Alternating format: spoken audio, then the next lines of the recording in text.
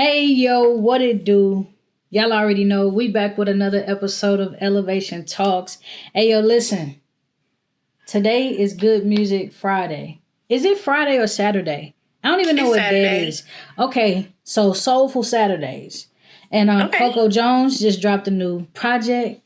And I done seen a snippet of some videos and I've heard a snippet of the records. And I'm already loving what I hear.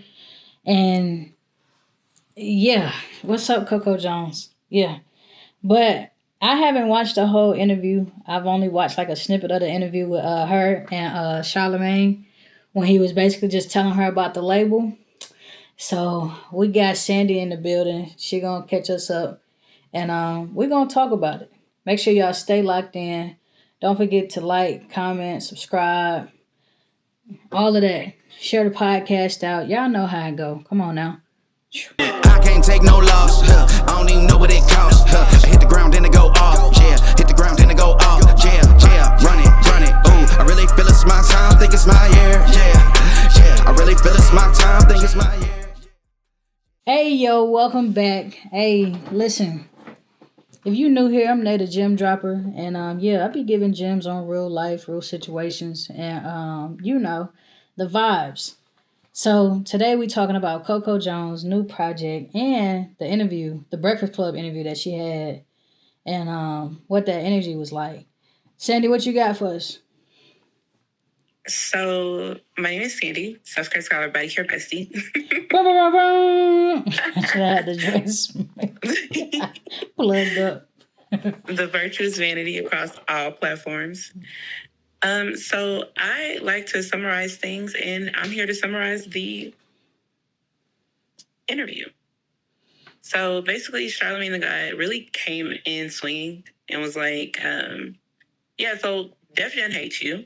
And it's like, well, damn. And you can see that she's visibly shocked. So I don't feel like that this conversation should have happened on air. Okay. But it did happen on air. It happened when they were filming.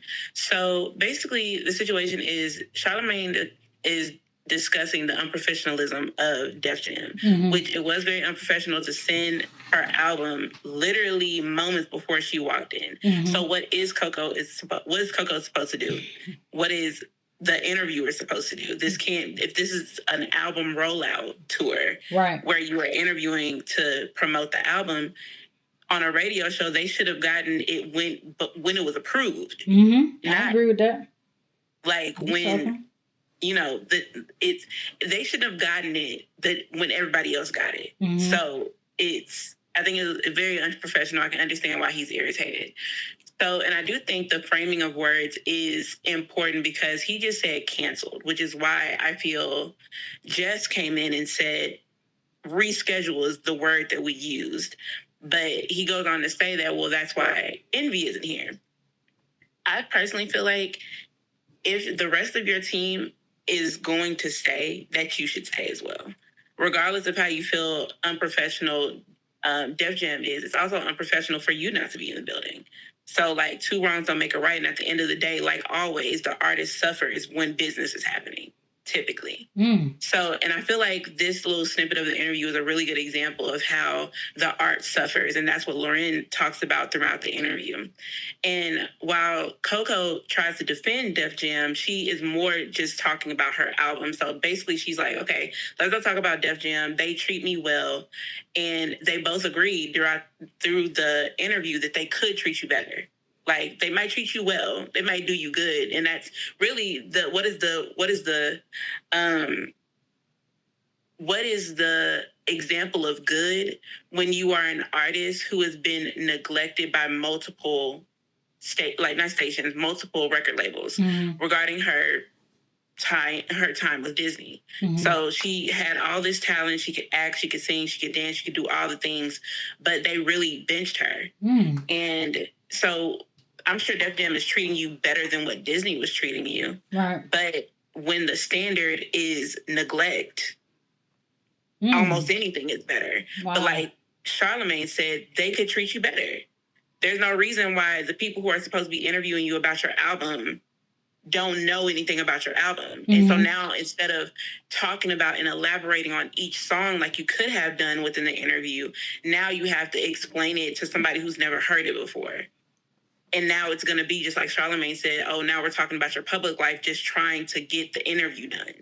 And I feel like he's right in the sense of it's not fair to you, it's not fair to us. Right. And that's why Envy left. But if the rest of your team stayed, you should have stayed too. Yeah. And just kind of gone through it step by step, like listen to it with new ears. There was a way that you could play this off without it being a call out to Def Jam and putting Coco in a weird spot. Wow. I mean, first of all, the way you just handled that right there, that was amazing.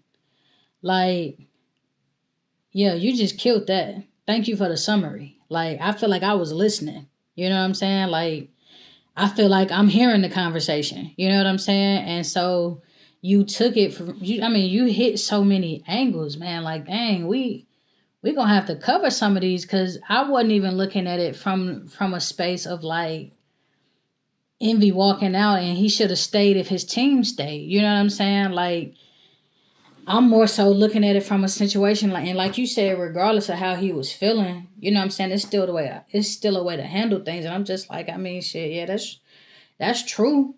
You know what I'm saying? Because it's just like the Breakfast Club been around for a long time. And so I think on both ends of the table, I feel like Envy left because it's like, damn, put some respect on our names. Y'all just gonna send us a project 5 minutes prior to somebody walking in here? Like, I'm tired of doing all the work. You know what I'm saying? And a lot of times, especially in the space of radio, production, all of that, like, there's always this constant time of, like, the people that's in the back, they're having to cover for the people that's in the front. You know what I'm saying? They're having to be okay with somebody sending them stuff last minute and had that expectation of excellence. Like, yo, you should have handled that interview better, or you should have did this, or you should have did that. But ain't nobody gonna look at the fact, well, I just got the information 5 minutes ago. You know what I'm saying? So it's almost like a put some respect on my name type energy. And I feel like that's probably why Envy had left. Because honestly, I would have felt disrespected. You know what I'm saying? I probably would have left the room as well and everybody just made their own decision. But you're right, at the end of the day, the artists suffer. You know what I'm saying? Because here it is, Coco Jones. I'm finally getting an interview with the Breakfast Club. And now this is my first experience. First experiences still have first impressions. You know what I'm saying? Like, stuff like that still matters. And so it's just going to be distasteful because it's like, damn, I remember my first, regardless if this is her first time or not, she going to always remember, damn, I remember a time when I had went to Breakfast Club and Charlamagne said, woo, woo, woo, and Envy was gone. And you know what I'm saying? Like, it's like, like, damn, you got that taste in your mouth now. So, yeah, I was going to say, this isn't her first interview. She got interviewed. So, fun fact about Coco Jones, if you don't know what her story is, Coco started off on Disney. And when after she left Disney, they benched her for a while. They kind of, were really playing these back and forth games. And then she went viral.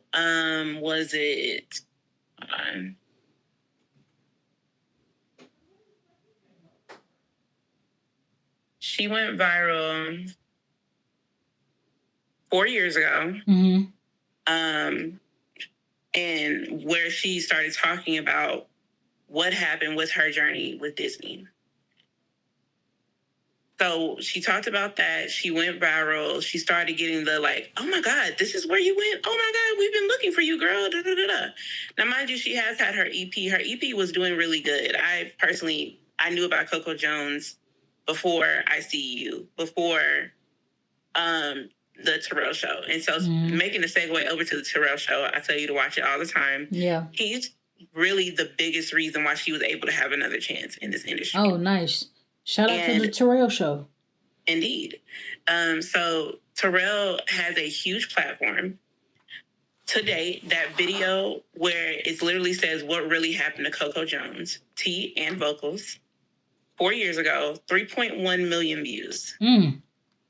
Just with that alone. But Terrell has amassed over 100 million views on his show. And at that point, he was interviewing like the Clark sisters, like all that. Like Terrell was a big name in YouTube music industry.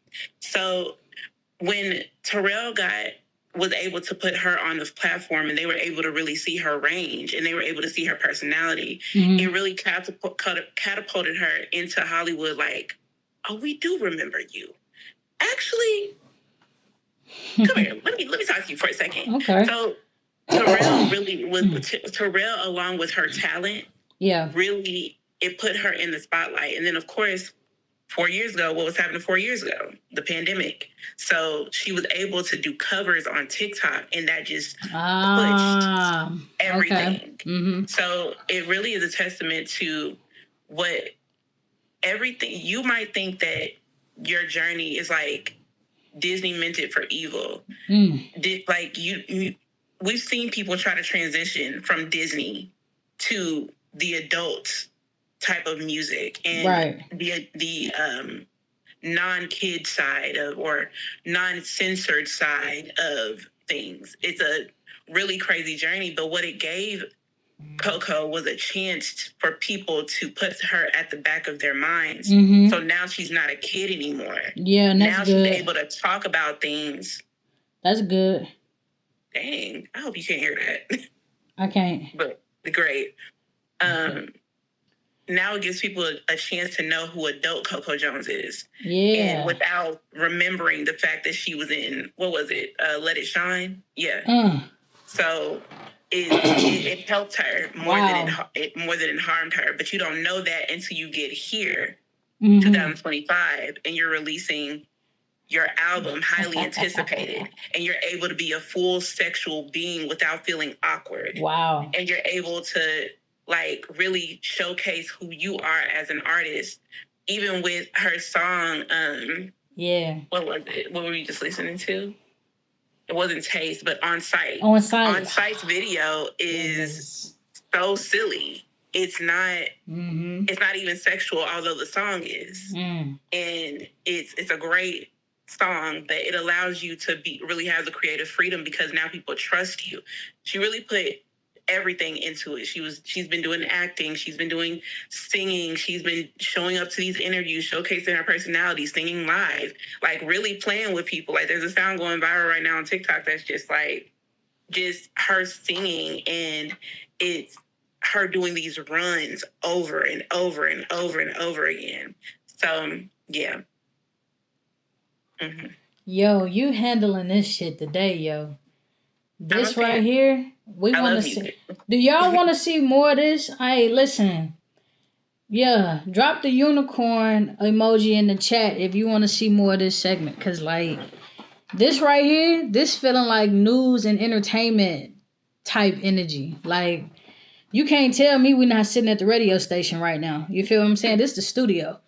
But yeah, shoot, I think next time we should do this on TikTok Live. And, you jump on the camera. We allow people to pretty much chime in on the conversation, ask questions or whatever. And it'll be a little vibe. I like this. This is dope. And good perspectives, man. Yeah, dog. Like, even when you talk about like the Disney thing with Coco Jones, I'm not a Disney person. So that it would have skipped me completely. You know what I'm saying? And I know for a fact, because I know me, had I saw her in the Disney light, I wouldn't have felt comfortable enough to look at her how I look at her. You feel what I'm saying? Like, I don't, it's just some things for me, I don't blur. And so it's like, once I see you as a Disney kid, I see you as a Disney kid. Please. You know what I'm saying? I don't, no, thank you. So yeah, but wow, like, way to like wrap that story back around, man. That's really dope. Like, and it's so important, like you said, talking about just being able to step out into that light fully of like a sexual artist, you know what I'm saying? Because yeah, like when people see like a kiddish version of you, it's hard for them to like detach that. You know what I'm saying? Like, kind of like your parents. Your parents gonna always see you as they baby. You know what I'm saying? They precious person. Meanwhile, you're a different person today. So yeah, I like that perspective, and I think that's dope. And we appreciate you giving us the history on Miss Coco Jones. I mean, wow. I was already a fan before the interview, but I feel like, the storytelling is good, and yeah, I'm a bigger fan today. So shout out to Sandrika. Shout out to Sandrika, man. That's dope. I love it. And this was fun. This was I actually enjoyed this. Like this feels good. This feels like what it's supposed to be. Like very much on the mic, talking about whatever, and it's all good. So until next time, y'all. I'll holla. Don't forget to follow us. What was your social media, Sandy?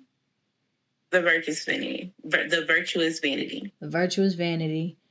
You can find me, Naye the Gem Dropper. Elevation Talks. You can find that anywhere you listen to podcasts. You know what I'm saying?